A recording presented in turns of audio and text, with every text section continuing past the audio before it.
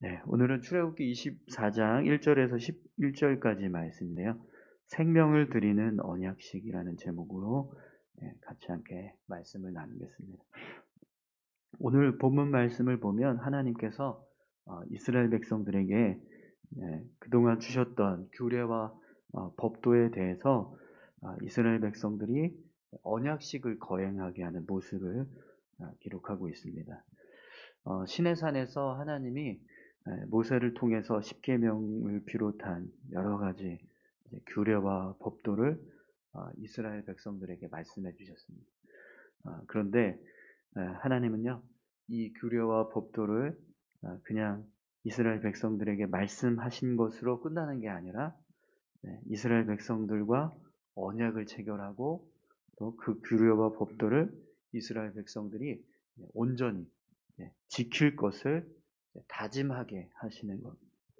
그래서 오늘 본문 말씀을 보면 하나님께서 모세에게 언약식을 위해서 이스라엘 백성들의 대표를 소집해서 하나님 앞으로 나오라고 명령을 하십니다.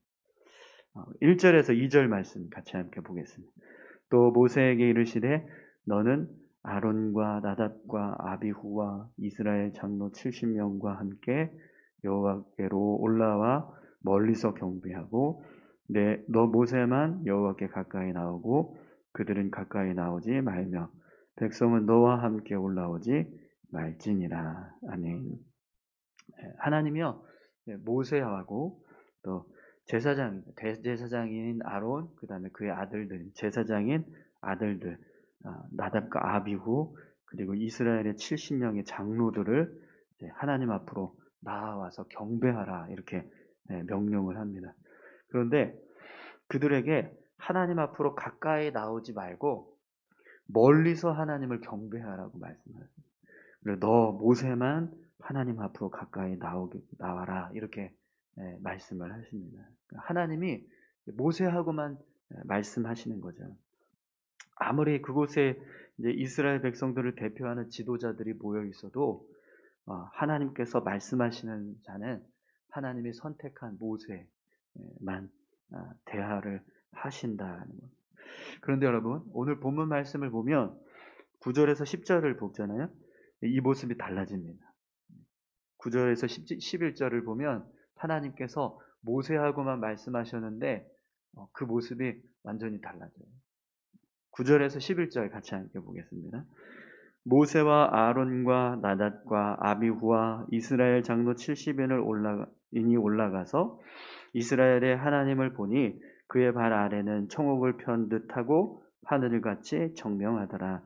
하나님이 이스라엘 자손들의 존귀한 자들에게 손을 대지 아니하셨고 그들은 하나님을 뵙고 먹고 마셨더라. 아멘. 네. 언약식이 끝나고 난 이후에 하나님이 다시 모세에게 아론과 그의 아들들과 70명의 장로들을 올라오게 하라고 명령을 하세요. 그래서 그들이 다시 하나님 앞으로 올라갑니다. 그런데 이번에는 하나님께서 모세뿐만 아니라 그들도 다 하나님 앞으로 나오라고. 하나님이 그들과 가까이에서 대면하시고 그들과 교제하는 일을 이루십니다. 그래서 이들이 하나님을 뵙는데 하나님을 뵙는 순간에 땅바닥이 청옥처럼 변했다라고 말합니다. 갑자기 뭔가 이렇게 이 환경이 달라지는 듯한 그런 어떤 영적인 체험을 하는 거죠. 바닥이 하늘처럼 푸르게 변하는 그런 어떤 거룩한 영적 체험을 하게 되는 겁니다. 또 하나님께서 그들을 존귀한 자로 여기셔서 손대지 아니하셨다라고 말씀합니다. 앞에 1절에서 이제 앞에서 말씀에서는 그들이 가까이 나오지 말라라고 하셨는데 그 이유가요. 하나님이 그들을 치실까 봐. 그들을 징계하실까 봐 가까이 나오지 못하게 하셨던 거거든요. 그런데 이 언약식이 끝나고 난 다음에는요. 그들을 가까이 나오게 하세요. 그리고 그들에게 손을 대지 않으십니다. 그리고 하나님과 함께 음식을 잡습니다. 네. 그들이 하나님과 같이 음식을 먹는 거예요. 네. 그곳에 모여서 하나님과 교제하는 식사를 나누는 교제를 하고 있다는 거죠. 여러분 분명히 앞에서는 하나님께서 모세만 불러서 말씀을 하셨거든요. 그런데 언약식 이후부터는 모든 지도자들과 다 말씀을 하시고 함께 음식을 나누는 그런 교제를 하게 허락하십니다. 그럼 여러분, 왜 하나님께서 이 언약식 이전에는 모세만 부르셨다가 언약식 이후부터는 백성의 지도자들에게도 똑같이 이렇게 하나님과 교제하게 하시고 하나님을 대면하는 은혜를 허락하셨을까요? 여러분, 이 언약식이라고 하는 의미가 얼마나 하나님 앞에서 굉장히 중요하고 또 하나님이 기뻐하시는 일인가를 이 모습을 통해서 우리가 알게 됩니다. 이 언약식을 통해서 이제부터 이스라엘 백성들은요, 하나님의 말씀을 실천해 가요. 하나님의 말씀을 따라서 살아가야 되는 거죠. 그런데 그때 실제적으로 이스라엘 백성들을 인도하는 사람들, 그들에게 하나님의 말씀을 가르치고 또 그들이 하나님의 말씀을 지킬 수 있도록 그들을 주장하는 사람들이 누구죠? 바로 대제사장과 제사장 그리고 70명의 장로들입니다. 하나님께서 이 언약식 이후부터는요, 이들의 역할이 모세만큼 중요하게 여기셔서 그들에게도 하나님의 은혜를 허락하십니다. 하나님의 말씀을 백성들에게 가르치고 또 그들을 인도할 책임이 그들에게 주어졌다라는 거예요. 그래서 이제부터는 하나님께서 그들에게도 하나님의 은혜를 허락하시는 영적인 체험을 허락하게 하시는 거죠. 그래서 하나님이 모세뿐만 아니라 이들에게도 하나님의 말씀을 듣게 하시고 하나님과 교제하게 하시는 그런 영적인 은혜를 허락하고 계십니다. 여러분, 그런데 오늘 이 말씀에서 단지 그냥 이 백성들이 이 백성의 지도자들이 우리가 특별하게 하나님 앞에 이제 대우를 받는구나. 네, 어떤 영적인 체험을 하게 되는구나. 그래서 마냥 좋아할 게 아닙니다. 여러분, 오늘 3절에서 8절을 보면 이스라엘 백성들이 언약식을 거행하는데요. 그 모습을 한번 보십시오. 모세가 와서 여호와의 모든 말씀과 그의 모든 율례를 백성에게 전하니 그들이 한 소리로 응답하여 이르되 여호와께서 말씀하신 모든 것을 우리가 준행하리이다. 모세가 여호와의 모든 말씀을 기록하고 이른 아침에 일어나 산 아래에 제단을 쌓고 이스라엘 12지파대로 12기둥을 세우고 이스라엘 자손의 청년들을 보내어 여호와께 소로 번제와 화목제를 드리게 하고 모세가 피를 가지고 반은 여러 양푼에 담고 반은 제단에 뿌리고 언약서를 가져다가 백성에게 낭독하여 듣게 하니 그들이 이르되 여호와의 모든 말씀을 우리가 준행하리이다. 모세가 그 피를 가지고 백성에게 뿌리며 이르되 이는 여호와께서 이 모든 말씀에 대하여 너희와 세우신 언약의 피니라. 아멘. 여러분, 지금 이스라엘 백성들이 치른 이 언약식은요, 피의 언약식, 피의 언약식. 생명을 건 피의 언약식입니다. 하나님께서 명령하신 율례를 백성들이 다 준행하겠다 이렇게 고백을 하니까요. 그 고백을 그냥 단순히 그냥 입술로만 고백하는 고백으로 끝나는 게 아니에요. 이제부터 이스라엘 백성들은요, 이 언약식을 체결한 이후부터는 자신들이 고백한 하나님의 율례와 법도를 온전히 지켜가야 돼요. 그렇지 않을 경우에는요, 그에 따른 책임을 지는 거예요. 그래서 하나님이 이스라엘 백성들에게 율례와 법도를 지키지 않은 것에 대한 징계를 하시게 되는 거예요. 그래서 이 언약식의 맨 마지막 의식이 뭘 지금 하고 있죠? 하나님이요, 소와 번제를 소로 번제 드렸던 그 번제 드릴 때 나온 피, 그 피를 양푼에다 다 담았다 그럽니다. 반은 담고 반은 제단에 뿌렸다라고. 그 담은 양푼에 담았던 피를 이스라엘 백성들에게 이렇게 뿌리는 거예요. 네. 백성들이 다 그 소를 잡은 피를 뒤집어 쓰면서 이 언약식을 마지막으로 끝내게 됩니다. 이것은요, 하나님께서 생명을 건 피의 의식을 통해서 이 말씀을 지켜가라라는 것을 말씀하는 거죠. 이스라엘 백성들은 하나님께 고백한 대로 그들이 하나님 이 율례를 다 우리가 준행하겠습니다라고 했던 그 고백처럼 그렇게 살아가야 되는 거예요. 어떻게 해요?